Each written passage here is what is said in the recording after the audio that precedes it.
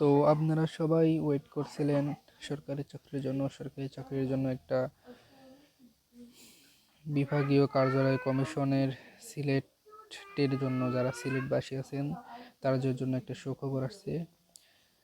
বিভাগীয় কমিশনার কার্যালয় এখানে একটি নিয়োগ বিজ্ঞপ্তি ছাড়ছে। এটা ছাড়ছে হলো 9 ফাল্গুন 1432 বঙ্গাব্দ 22 ফেব্রুয়ারি 2026 সালে।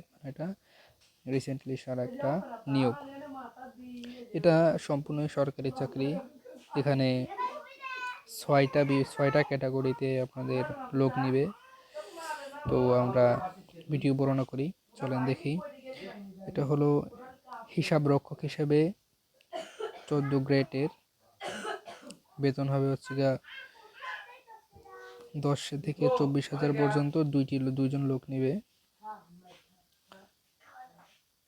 এখানে বিশ্ববিদ্যালয়ে বাণিজ্য বিভাগে স্নাতক বা সমমান ডিগ্রি অর্জন করতে হবে।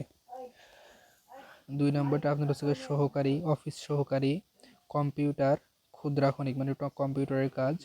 বেতন হলো 9,300 থেকে 22,490 টাকা। এখানে 11 জন লোক নেওয়া হবে।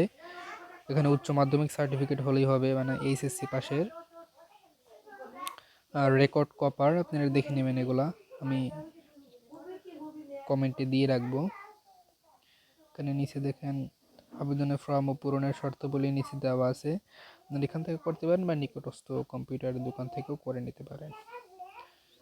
নিচে দেখা আছে হিসাব রক্ষক, অফিস সহকারী, কম্পিউটার মুদ্রক বা রেকর্ড পদের লিখিত পরীক্ষা নিম্নলিখিত বিষয়ের উপস্থিত।